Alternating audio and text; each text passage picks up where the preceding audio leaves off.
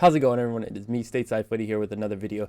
This time we're going to be doing a Premier League roundup, if you will, Premier League review of the Big Six so far, or for this past weekend, excuse me.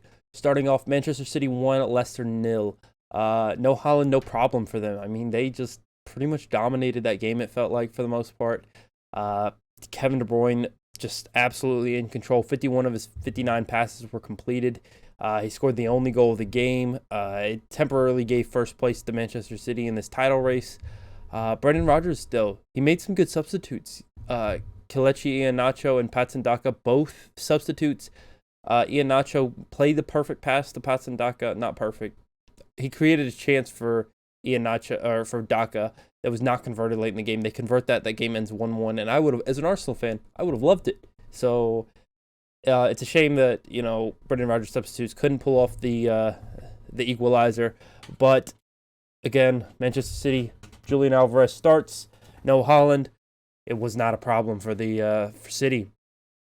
Moving along to Tottenham 3, Bournemouth 2. Tottenham looked bad. They looked really bad. And people got to start asking questions about Antonio Conte. They looked on the brink of a complete and utter imminent collapse. Champions League heartbreak during the week, followed by 2-0 down 50 minutes into the match. They responded well. Ryan Sessegnon, Ben Davies equalizer, and then Rodrigo Bentancur obviously scored the winner in the 92nd minute, as you probably already know. And it's just not enjoyable. Tottenham used to be enjoyable to watch. Even, and this is coming from an Arsenal fan. When they had Pochettino, they were at least, you could sit through their game as a neutral. Because I haven't been an Arsenal fan for extremely long. No, I haven't been not the last few weeks. I promise you that. I've been an Arsenal fan for a little bit now, but I used to enjoy watching them play with Pochettino because he at least had them playing a good brand, good style of football. But it's just watching them with Mourinho and now with Conte. Yeah, they might get results. It might be result football, and maybe that's what Tottenham fans want. I don't know. Tottenham fans, tell me, is that what you want? Is because Tottenham used to just be they played their brand, and they were a Big Six club doing that, and they were always in the fight for top four. They were pushing for, titles, playing a good brand, good style of football. And now it's just kind of all right, well, 1-0. Oh, 2-1. Okay, it's just, yeah, 1-0, 2-1, those are results. Those are wins. You're scoring goals, you're keeping clean sheets, but, it's just not the same Tottenham that it should be, I should say. And that's kind of why I have a problem with it, I guess. And they still have a chance to get knocked out of the Champions League group stage here. I think they've clinched at least Europa League. I believe they would finish if everything were to go against them, they were to lose. The game were to end in a draw, so they would be tied on 8 points. I think they would have head-to-head over Frankfurt, and I think Sporting would have head-to-head over Frankfurt. So that would be the tiebreaker, and Frankfurt would be eliminated from Europe. Moving along to Chelsea-Brighton. Graham Potter had a fairy tale start. I liked him at Brighton, but now I can't like him anymore. He's at Chelsea. Had a fairy tale start to life as a Chelsea manager, picking up points in every match since taking over. It was only fitting. It was only going to be fitting that Brighton put that to an end and knocked Chelsea's dreams and fans back to reality. Let's be honest. It was imminent at some point. Watching that game, watching that matchup, not watching the game, but just seeing that matchup, you just knew Brighton were going to get something from that game. And it just kind of, from the get-go, early on, Trossard scores from, the 5th minute, and then 2 own goals in the first half. It was just sloppy, and then Kai Havertz, he gets a consolation goal, but then the other German, Pascal Gross, netted Brighton's 4th in the near the end of the game. I think Chelsea have clinched Champions League knockout stages, I believe, and they'll be moving on this weekend. They'll probably take a break, and then they play Arsenal coming up, which I am extremely looking forward to, and I will be live streaming during that game, hopefully better than my last live stream during the PSV match. That was atrocious to watch. Moving along, Liverpool Leeds. Just when you think Liverpool are back on track, man, 2-1 to Leeds, losing 2-1 to Leeds, that's embarrassing. That is embarrassing. They put on a performance like that to show why they are not at the level they need to be. Both Leeds goals show a lack of concentration from Liverpool. Goal scored in the first 5 minutes, goal scored in the last 5 minutes from Leeds. And it's just that lack of concentration, lack of being able to, start where you need to be, start at a certain level and finish at a certain level. They're okay, They're starting here, they're getting up, they get up, they get up, and then the game keeps going and keeps going and keeps going, and then they keep going back down. And that's kind of the way it was that game. They started out slow, and then they tailed off early in the last few minutes. Mohamed Salah netted his 4th of the season. Maybe he's getting on track for the season. I'm not quite sure. There's just not much to looking good for Liverpool at the moment. At some point, somebody's got to ask questions to Jurgen Klopp. He can't keep getting away with this, right? Like these bad results after bad results. Yeah, he does. He's got a struggling midfield. Why buy Darwin Núñez? Why do that? You have Diego Jota. You have Luis Diaz, obviously injured now, so take him out of the equation. You've got Harvey Elliott that can play as a winger. You've got all these different players that can play these positions. You got Bobby Firmino. You've got all these different players that can play in attack, but now you've got Harvey Elliott playing in the midfield because you didn't buy a midfielder.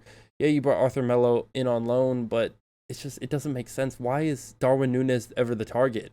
It just doesn't make sense to me personally. I know he's got the opportunity to become an excellent player, but that $100 million, you spend that money on Bellingham, you're looking a lot better than you are spending that money on Darwin Núñez. Moving along to my Gunners, Arsenal 5, Nottingham Forest 0. Reece Nelson was the star of the show. He looked really good. 2 goals, 1 assist in, I think, 9 minutes that he had. And everybody questioning Gabriel Jesus' goal-scoring record. Just stop. Man's got 10 goals or assists this season. My cat's meowing. Sorry about that. I got to give him some pets right now. You can see me leaning over to pet him. He's a spoiled little thing. Gabriel Jesus getting questioned. He was on 8 goals and assists going in that match. He picked up 2 assists, but his lack of goals, obviously it's concerning, but we've got goals everywhere right now in our attack, our front 3. Odegaard even got on the score sheet. Thomas Partey scores another banger. Saka assists Martinelli early in that game before he goes off injured. I just think it's not a big deal. I think the big deal is the extent of Bukayo Saka's injury. I'm recording this on Monday. You'll probably see this Tuesday. I think earlier this morning, Arteta said he would be returning to training soon. And they will continue to monitor the injury. Hopefully it's nothing serious. Hopefully he gets back on the field. Hopefully he decides, I don't want to go to the World Cup because I don't want to have to cheer against Bukayo Saka. I absolutely love him to death. Probably one of my favorite players in the world right now, and he's just so enjoyable to watch, but I don't want to watch him playing against the United States this upcoming Black Friday, I think is when that game is, I believe, the day after Thanksgiving. Moving along to the final game of the weekend, Manchester United versus West Ham. Rashford picked up his 4th goal this season as well. It was a pretty boring game, to be honest. Kind of boring, lackluster end to the weekend. What was a very exciting weekend for results. Started with a 1-0 to City, ended with a 1-0 to United. It just like Liverpool. Starts here, goes up, comes down. And West Ham had multiple opportunities to bring that game level and get something away from that game. They had the chance with Jared Bowen. He absolutely just scuffed that shot and didn't do anything with it. He was unmarked in the middle of the box and just completely whiffed that shot. And that's why he doesn't need to be in the England squad. I'm sorry, I know he, is a pretty talented player, but he shouldn't be in the England squad if he's missing sitters like that. 2 David De Gea wonder saves as well. The one on Rice, I thought that was going in the entire way. I thought that ball, goal is what was going through my head when that ball was shot. I thought for sure De Gea was not getting to that. 2 absolute wonder saves to save that game, and help United win that game. Also, Harry Maguire looked good. Obviously it's West Ham. West Ham has struggled in attack, so on and so forth.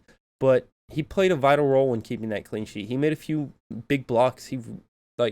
I think it's frustrating seeing fans slander him. Yeah, he's not the level he needs to be right now. He's not been playing well. But I think United fans need to get off his back a little bit and give him a break, because he still is, playing for the badge. He makes mistakes. Every player makes mistakes. Dalot's been fantastic. Luke Shaw was fantastic a few years ago. Fans loved him. But it's so quick that United fans turn on players. It's just a bit much for me, I think. And it feels like it's his first start in a while, first league start in a while, and he played well. So I think that's something to take away from that for Harry Maguire. And I think fans aren't going to acknowledge that because they have this it's like United fans have this ego that when they hate a player, they have to keep hating that player, and it feels wrong, you know. And I think that, you know, if Fred starts doing well, or McTominay starts doing well, they've been doing well under Eric Ten Hag, but United fans won't acknowledge that. They won't do it because that's their ego. Anyways, I hope you guys enjoyed the video, kind of my thoughts on the Big Six of this past weekend. And if you guys agree with some of the things I said about, you know, some of these other clubs, the Liverpool, about Jurgen Klopp, about, you know, Jared Bowen going in the England squad for Qatar, you know, should Harry Maguire continue to be criticized? Should he not be given credit when he has to come in for an injured Varane and do a job? You know, what do you guys think? Do you agree, disagree? Let me know in the comments. Hit that subscribe button so you never miss another video. I'm going to react to my Champions League prediction, Group Stage predictions, Europa League predictions this week, and then Friday you should see a video of me giving my preview of this upcoming week's games, kind of my thoughts on what's going to happen, maybe some score predictions, maybe not entirely score predictions, maybe some players I think should start that haven't been starting, so on and so forth. So let me know what you guys think, if you want to see that, if you don't want to see that, yada, yada, yada. And I'll see you guys later. Peace.